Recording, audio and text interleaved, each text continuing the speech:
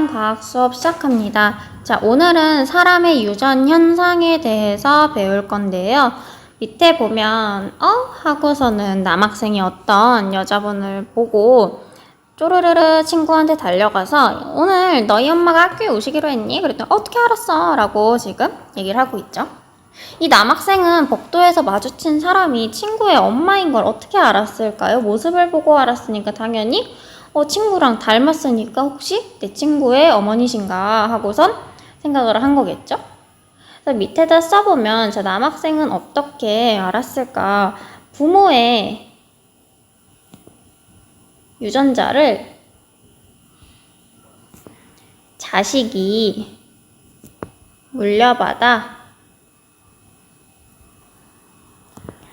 닮아서 알 수 있었겠죠. 지금 보니까 코 모양도 똑같고 눈썹 모양, 눈 모양, 엄마랑 딸이랑 지금 똑같게 생겼죠. 그래서 오늘 이 시간에는 사람의 유전 현상을 볼 건데요. 먼저 상염색체 유전을 볼 거예요. 우리 염색체 종류에는 남녀 공통으로 가지고 있는 상염색체가 있고 남자는 XY, 여자는 XX 이렇게 서로 다르게 가지고 있는 성염색체가 있다고 했죠. 오늘 이 시간엔 상염색체 유전을 볼 건데요. 상염색체 유전은 당연히 상염색체 위에 유전자가 존재하는 거고요. 이 형질은 당연히 멘델의 분리의 법칙에 따라 유전이 돼요. 이건 무슨 말이냐면 멘델의 분리의 법칙은 뭐였냐면 생식세포가 만들어질 때 각각 부모가 가진 두 개의 유전자 각각 하나하나씩 이렇게 분리되어서 유전된다가 멘델의 분리의 법칙이었죠. 내용 한번 되짚어서 써보면 대립유전자가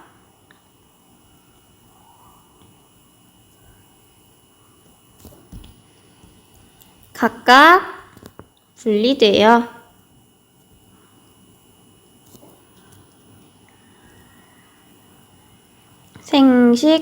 생식세포를 형성한다. 대립유전자가 각각 분리돼서 각각 생식세포를 형성하는 거 똑같고요. 우리 배웠던 개념과 똑같고 상염색체는 남녀 공통으로 가지고 있는 거기 때문에 남녀에 따라서 형질이 나타나는 빈도에는 차이가 없습니다. 또한 대립유전자 구성에 따라 이 대립 형질이 비교적 명확하게 구분돼요. 앞에서 봤던 쌍꺼풀, 이마 라인, 그다음에 보조개 이런 명확하게 있다 없다, 쌍꺼풀이 있다 없다, 이마가 어떻게 생겼다 굉장히 명확하게 구분되는 것들이 상염색체 유전인 게 많고요. 이와 같은 특성을 가진 사람의 유전 형질 중 하나가 귓볼 모양이다 라고 했는데 우리 귓볼 모양 어제 분리형, 부착형 두 가지가 있었어요. 분리형 귓볼이 우성형이었고요. 우성. 그다음에 부착형이 열성 형질이었어요. 그래서 밑에 있는 귓볼 모양 유전의 가계도 분석 이거 가지고선 내가 어떤 식으로 가계도 분석하는 건지를 보여줄게. 자, 밑에 보면 우리가 기억이 나지 않더라도 이렇게 줬단 말이에요. 분리형 귓볼 대립유전자를 라지 T, 대문자 T, 그다음 부착형을 스몰 T라고 한대. 여기 보고 있어요.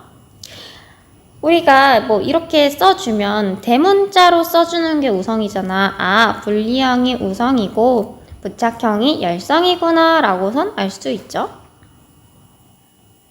자, 이거 가지고선 가계도를 분석을 해보는 건데 누가 어떤 유전자를 어떻게 갖고 있는지 어떻게 하냐면 자, 분리형 귓볼 유전자 대문자 T, 소문자 T가 있는데 우리가 만들 수 있는 유전자의 조합은 대문자 T, 대문자 T, 대문자 T, 소문자 T, 소문자 T, 소문자 T란 말이야.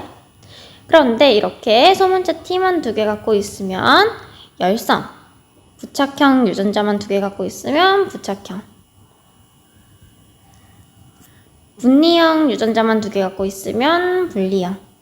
그런데 분리형과 부착형 두 개 다 가지고 있을 때는 우성, 대문자 유전자를 따라서 형질이 발현된다. 즉 분리형으로 발현이 된다.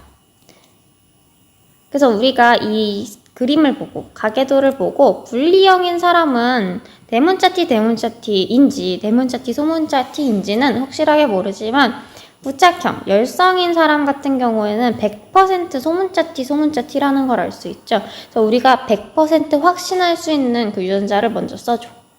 소문자 T, 소문자 T. 여기도 소문자 T, 소문자 T.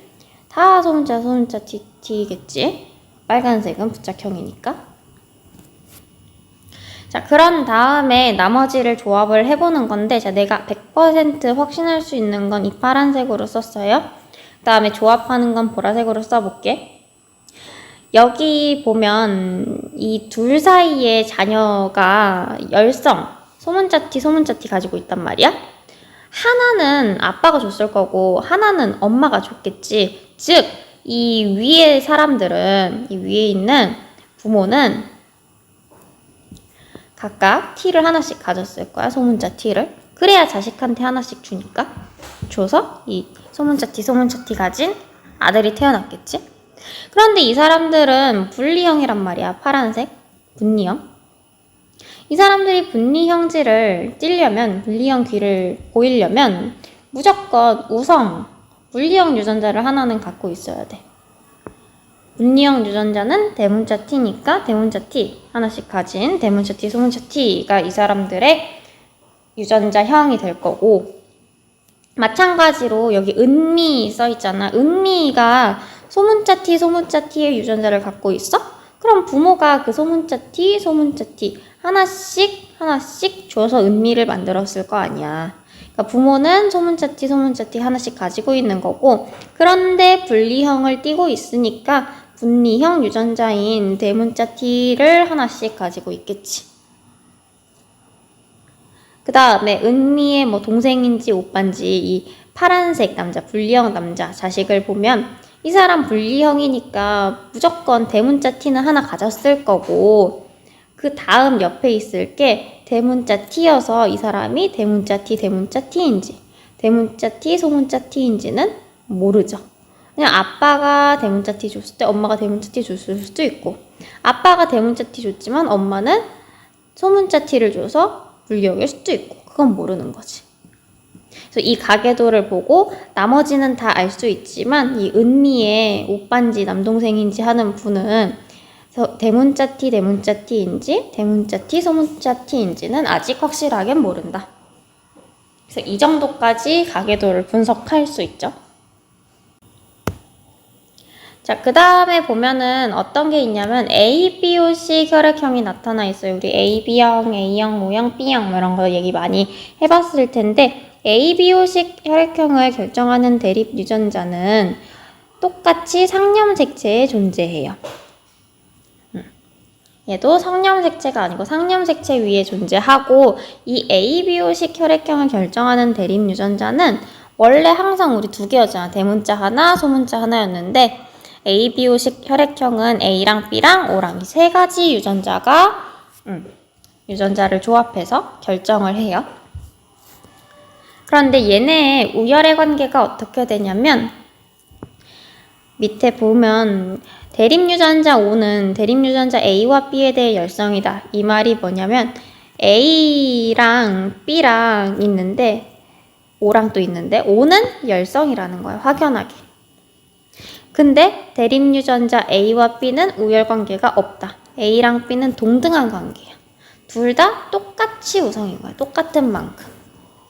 그래서 A, B, O, C 혈액형이 어떻게 나타나냐면 AA 두 개 있으면 당연히 A형이겠지. 근데 A, O형 있어도 A형이야. 왜냐면 O는 힘이 약해. A가 우성이니까 A 따르는 거야. A형이야. 마찬가지로 BB 두 개 있으면 B형인데 B랑 O랑 있어도 O보다 B가 힘이 세니까 얜 B형이야. 그 다음 A, B가 두 개가 있으면 A랑 B랑 있으면 A랑 B는 우열 관계가 없잖아. 누가 더 높다, 누가 더 힘이 세다, 누가 더 우성이다가 없어요. 없기 때문에 둘이 동등하게 그냥 반 나눠서 A, B형 이렇게 하는 거고, O형은 열성이기 때문에 뭐랑 섞이면 안 돼. 무조건 OO. 엄마가 하나, 아빠가 하나 주니까 유전자형은 똑같이 두 개예요. AA 두 개, 뭐 AO 이렇게 두 개. 두 개의 유전자로 구성은 돼요. 대립유전자는 세 개더라도. 자, 그래서 이 표현형과 유전자형을 알고 ABO식 혈액형 유전의 가계도 분석을 한번 해보면 여기 1번, 2번, 3번, 4번, 5번, 6번, 7번 이렇게 각각 번호가 있죠. 자, 이 사람들 항상 확실한 걸 먼저 써줘. 확실한 걸 먼저 써주면 제가 아까처럼 파란색으로 확실한 거 먼저 써볼게. AB형이 가질 수 있는 유전자형은 무조건 AB밖에 없지. O형이 가질 수 있는 유전자형도 무조건 OO밖에 없어. 그런데 자식이 A형 자식이 태어났어. 엄마는 O형이기 때문에 뭐 이 유전자를 주던 어쨌든 O밖에 못 준단 말이야. 하나 O는 엄마가 줬을 거고 아빠가 한 개 줘서 이 사람의 혈액형이 결정되는데 이 사람 A형이니까 아빠가 A형 줬겠지. 그래서 AO를 갖는 A형이겠지. 그 다음 아빠 쪽도 보면 아빠 쪽 할아버지는 지금 3번 분 A형이야. A이고 AA일 수도 있고 뭐 AO일 수도 있고 아직 몰라. 그다음 엄마는 B형이래. 엄마는 BB일 수도 있고 BO일 수도 있는데 근데 아빠 그 사이에서 태어난 자식 아들이 O형이야. O형은 무조건 OO밖에 안 되잖아. 그러니까 아빠가 AA가 아니고 AO였어야 여기 갖고 있는 O형을 아빠에게 주고 엄마도 BO였어야 BO의 O를 이 자식에게 주면서 O형 자식이 나오겠지. 그래서 3번 사람은 AO고 4번 사람은 BO의 유전자를 가지는구나 라는 걸 확정할 수 있고 그다음 나는 A형이래. 근데 AA인지 AO인지 잘 모르겠죠. 어떻게 구할 수 있을까? 엄마는 A형, 아빠는 O형이니까 아빠가 무조건 줄 수 있는 거 O 하나 무조건 받아야 되고 엄마가 하나 줄 수 있는데 A를 줘서 AO가 됐겠지. 엄마도 O를 주면 O형이 되니까. 이렇게 해서 모든 이들의 이 가계도를 보고 이 모든 사람들의 유전자형을 우리가 이렇게 알아낼 수가 있어요. 좀 재밌지 않니, 가계도 분석? 자, 그래서 문제 풀어보면 O는 1과 2로부터 어떤 혈액형 대립유전자를 물려받았는지 설명해보자. 자, O 같은 경우에는 지금 유전자형 분석해보니까 AO란 말이야. 근데 이 A는 아빠가 준 거고 다음에 하나의 O는 엄마에게서 온 거죠. 그래서 1과 2로부터 어떤 혈액형 유전자 받았냐? 그럼 1로부터는 A를 받았고 2로부터는 O를 받았다라고 해주면 되겠지. 그 다음에 3은 A형, 4는 B형인데 지금 3은 A형, 4는 B형인데 6, 그 사이에서 나온 자식이 O형이란 말이야. 어떻게 O형이야? 3번이 A형으로 표현되지만 유전자형은 AO이고 4도 B형이지만 BO라서 여기 있는 O, 여기 있는 O 합쳐져서 OO 나오는 거죠. OO 유전자를 가지는 거죠. 그 다음 7의 동생이 태어난다면 이 동생은 어떤 혈액형을 가질지 토의해서 발표해보자. 엄마는 지금 AO고 여기 AO 아빠는 OO란 말이야. 써보면 엄마 AO 아빠 OO. 그럼 이 둘 사이에서 조합되는 유전자 조합은 첫째 엄마의 A와 아빠의 첫 번째 O랑 결합하면 AO 엄마의 A랑 아빠의 두 번째 O랑 결합하면 AO 엄마의 O와 아빠의 첫 번째 O가 결합하면 OO 엄마의 O와 아빠의 두 번째 O가 결합하면 OO. 그래서 가능한 경우는 이렇게 네 가지가 나오지. 이렇게 네 가지가 나오는데 각각 어떤 형인지 혈액형인지 보면 A오면 A형, A오면 A형, O면 O형, O면 O형. 즉 가능한 경우는 뭐밖에 없다? A형, O형, 동생밖에 없다. 그래서 동생은 A형 또는 O형이다 라고 써주면 되겠지. 조금 더 나아가서 문제를 풀어보면, 자, A형인 동생이 나올 확률을 구해보면 확률. 경우는 4가지예요. 4가지. 경우 중에 A형인 거 몇 가지? 하나, 둘. 앞에 2가지니까 4분의 2는 2분의 1, 50%고, 마찬가지로 O형인 동생이 나올 확률도 4개 중에 하나, 둘. 2가지 경우죠. 그래서 똑같이 2분의 1, 50%가 된다. 이런 식으로 문제를 풀어주면 됩니다. 그래서 밑에 스스로 확인하기를 하면 벌써 끝나요. 부모가 모두 부착형인 경우 자녀의 귓불 모양을 써보자. 아까 부착형은 자 분리형이 우선, 부착형은 열성이었어요. 열성이니까 소문자로 써줘요. 예를 들면 소문자 T, 소문자 T. 자, 엄마도 소문자 T, 소문자 T. 아빠도 소문자 T, 소문자 T. 그럼 자식은 무조건 어떤 귓불 모양이 나온다? 엄마가 T밖에 줄 수 없고 아빠가 소문자 T밖에 줄 수 없으니 자녀는 무조건 소문자, 소문자, 소문자 T, 소문자 T의 부착형 자녀밖에 태어나지 않는다. 다음 2번. 보조개가 있는 부모에게서, 자, 보조개가 있는 건 우성이었어요. 지난 시간에. 다음 보조개가 없는 열성 자녀가 태어날 수 있는 까닭을 써보래요. 부모가 어떻게 열성 자녀를 만드냐? 일단 써보면 부모가